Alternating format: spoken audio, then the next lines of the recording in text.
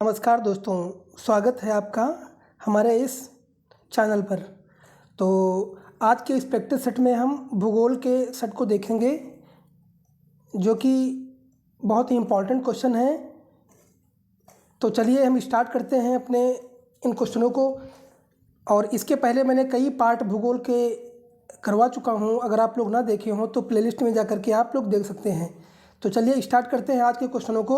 हमारा पहला क्वेश्चन है, भारत में यरलुंग जंगपो नदी को किस नाम से जाना जाता है? दोस्तों बताइए, इस यरलुंग जंगपो नदी को किस नाम से जाना जाता है दोस्तों? तो गेस करिए, उत्तर आपका क्या हो जाएगा प्यारे दोस्तों? तो आपका उत्तर हो जाएगा ब्रह्मपुत्र नदी को भारत में यरलुंग जंगबो नदी के नाम से जानते हैं, जो कि देखो बीपीएससी क्वेश्चन पूछ चुकी है। ये बहुत ही इंपॉर्टेंट क्वेश्चन है, आप लोग इसको भी देख लेना।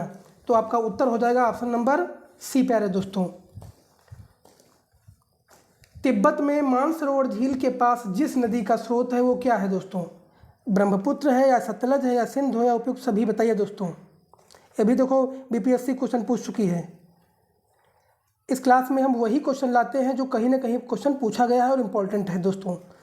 तो मानसरोवर झील के पास, तिब्बत के पास जो है आपका ब्रह्मपुत्र नदी का भी उद्गम हुआ है, सतलज का भी हुआ है, सिंधु का हुआ है। तो आपका उपयुक्त में से सभी हो जाएगा। ऑप्शन नंबर आपका डी सही हो जाएगा प्यारे दोस्तों।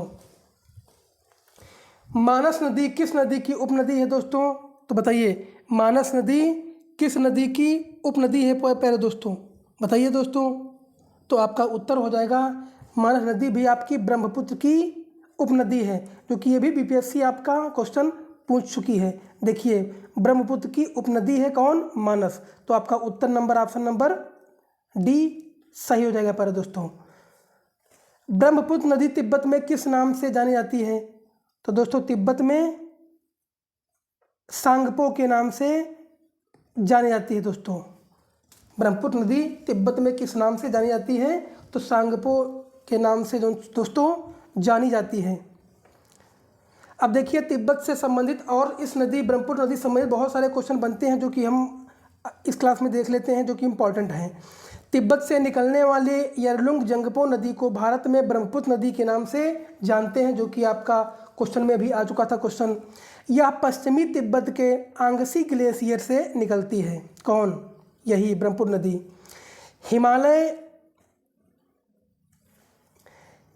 हिमालय के समानांतर पूर्व की ओर बहती है। नामचा बरवा शिखर के पास पहुंचकर यह अंग्रेजी के यू अक्षर जैसे मोड़कर भारत के अरुणाचल प्रदेश में दिहांग नाम से प्रवेश करती है।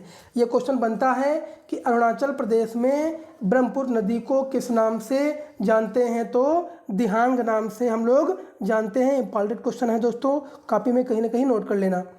आगे असम प्रदेश में इसे ब्रह्मपुत्र कहते हैं, इसी नदी को। बांग्लादेश में इसे जमुना नदी कहते हैं। ये सारे इंपॉर्टेंट दोस्तों क्वेश्चन हैं, जो कि आप लोग इसको कहीं ना कहीं नोट कर लेना। बांग्लादेश में इसे जमुना नदी के नाम से संबोधित किया जाता है।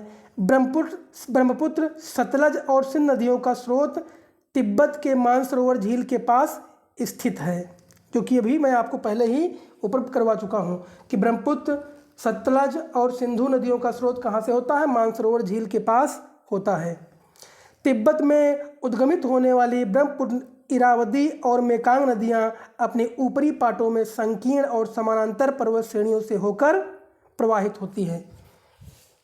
तो ये कुछ इंपॉर्टेंट क्वेश्चन रहे ब्रह्मपुत्र संबंधित क्वेश्चन से। चलिए, ब्रह्मपुत्र को तिब्बत में सांगपो या सापू के नाम से भी जानते हैं। ब्रह्मपुत्र की प्रमुख सहायक नदियाँ कौन कौन सी हैं? इंपॉर्टेंट क्वेश्चन है दोस्तों। एक तो जयमौली है, तिस्ता है।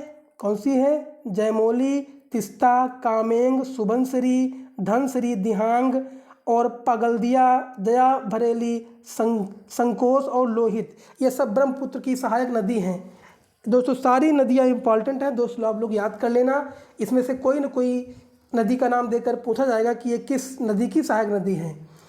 लोहित नदी पूर्व तिब्बत की जयालचू पर्वत से श्रेणी से निकलती है। यह नदी अरुणाचल प्रदेश में असम में बहती है। सुबनसिरी नदी उद्भव हिमालय क्षेत्र से होता है या असम, अरुणाचल प्रदेश, तिब्बत क्षेत्र में यानी चीन में बहती है। बराक नदी मणिपुर पहाड़ी से निकलकर मिजोरम तथा असम में बहती हुई बांग्लादेश में प्रवेश करती है दोस्तों। असम घाटी में ब्रह्मपुत्र नदी गुम्फित जलमार्ग बनाती है जिनमें कुछ बड़े नदी द्वीप मिलते हैं दोस्तों। चलिए, इसमें विश्व का सबसे बड़ा नदी द्वीप तंत्र माजुली है। इंपॉर्टेंट क्वेश्चन है। तिब्बत पठार के चेंगतांग और क्वांगहाई तिब्बत पठार के नाम से भी जानते हैं। समुद्र तल में से औसत 45 मीटर ऊंचाई पर स्थित है। इसे विश्व का छत भी कहा जाता है। तिब्बत के पठार से निकलने वाली प्रमुख नदियां हैं कौन? यांगटीसी, हुआंगहो, दूसरा सिंधु नदी, सतलज नदी, ब्रह्मपुत्र नदी और आपका मेकांग नदी या साल्विन नदी निकलती है दोस्तों। चलिए, नर्मदा घाटी किस पर्वत श्रृंखलाओं के बीच बहती है, स्थित है? तो दोस्तों ऑप्शन नंबर दोस्तों क्या हो जाएगा प्यारे दोस्तों? तो नर्मदा नदी आपकी किन नदियों के मध्य है दोस्तों? तो आपका उत्तर नंबर दोस्तों सही हो जाएगा सतपुड़ा और अरावली के बीच। तो ऑप्शन नंबर आपका बी सही हो जाएगा दोस्तों। इन पश्चिम वाहिनी नदियों में से कौन दो पर्वत श्रेणियों के बीच बहती है? बताइए कौन बहती है दोस्तों? तो आपका ऑप्शन नंबर बी सही हो जाएगा, नर्मदा नदी प्यारे दोस्तों बहती है। कौन सी नदी रिफ्ट घाटी या भ्रंश द्रोणी से होकर बहती है? तो ये कौन सी हो जाएगी दोस्तों? आपका इंपॉर्टेंट क्वेश्चन है, देखो बीपीएससी भी पूछ चुकी है और अदर एग्जाम भी आ चुका है क्वेश्चन। तो आपका ऑप्शन नंबर ए सही हो जाएगा, नर्मदा नदी। नर्मदा घाटी उदाहरण है किसका? बताइए दोस्तों, नर्मदा घाटी किसका तो है? हाँ बताइए प्यारे दोस्तों।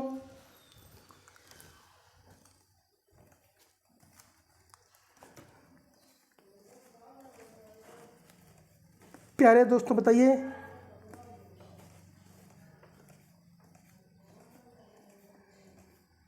दोस्तों ये क्वेश्चन कुछ इसमें ये आपका जो ऑप्शन बताया था ये बी नहीं होगा, ये ऑप्शन नंबर सी हो जाएगा। सतपुड़ा और विंध्याचल के बीच बहती है नदी दोस्तों। विंध्याचल और सतपुड़ा के बीच प्यारे दोस्तों बहती है। अगला, इन पश्चिम वाहिनी नदियों में से कौन दो पर्वत श्रेणियों के बीच बहती है दोस्तों? तो ये क्या हो जाएगी आपकी? पहले मैं आपको बता चुका हूँ, नर्मदा नदी प्यारे दोस्तों। चलिए, जो कि इंपॉर्टेंट क्वेश्चन है, आगे देखते हैं। कौन सी नदी रिफ्ट घाटी या भ्रंश द्रोणी से होकर बहती है दोस्तों? तो आपका ऑप्शन नंबर कौन सा सही हो जाएगा दोस्तों? जो पहले मैं आपको बता चुका हूँ, ऑप्शन नंबर ए नर्मदा नदी। चलिए आगे बढ़ते हैं। नर्मदा घाटी उदाहरण है किसका? तो नर्मदा घाटी किसका उदाहरण है दोस्तों? ये आपका है भ्रंश घाटी का। किसका है दोस्तों? भ्रंश घाटी का ये उदाहरण है नर्मदा नदी प्यारे दोस्तों। निम्नांकित में से कौन सी एक नदी डेल्टा का निर्माण नहीं करती है? तो दोस्तों महानदी भी डेल्टा बनाती है, गोदावरी बनाती है, कावेरी बनाती है, लेकिन आपका नर्मदा नहीं बनाती है।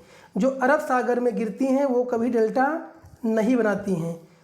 तो आपका ऑप्शन नंबर सी सही हो जाएगा दोस्तों।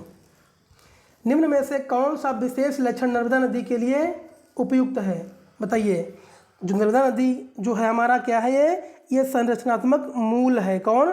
नर्मदा नदी। तो ऑप्शन नंबर आपका दोस्तों सी सही हो जाएगा। अधोलिखित में से कौन सी नदी विभ्रंश घाटी में प्रवाहित होती है?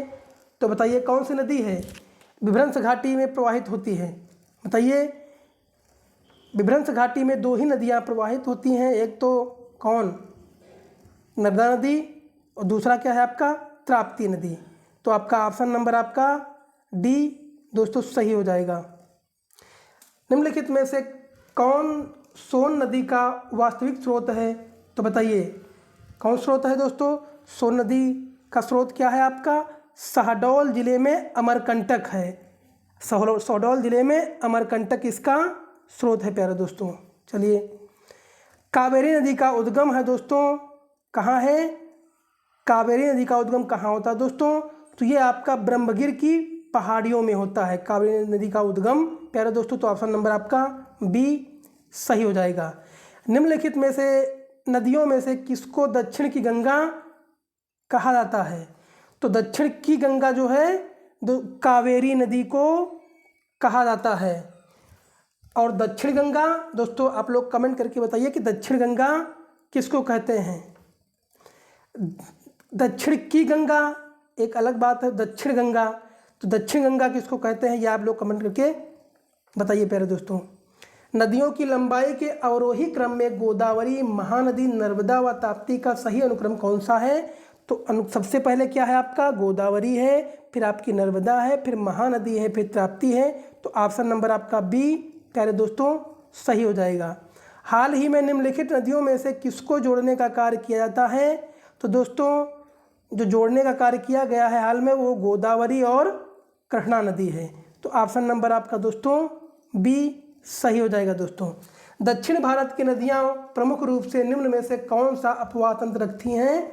तो दक्षिण की गंगा दोस्तों कौन सा रखती हैं? वृक्षनुमा अपवाह तंत्र रखती हैं। तो ऑप्शन नंबर आपका सी दोस्तों सही हो जाएगा।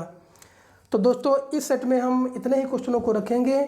अब अगला सेट नदियां से अभी एक और 2 सेट लाएंगे जो कि सारी नदियों को हम कंप्लीट आपको करवा देंगे, जो कि इम्पॉर्टेंट जिन नदियों से इम्पॉर्टेंट क्वेश्चन बनने वाला है या बीपीएससी पूछ सकती है।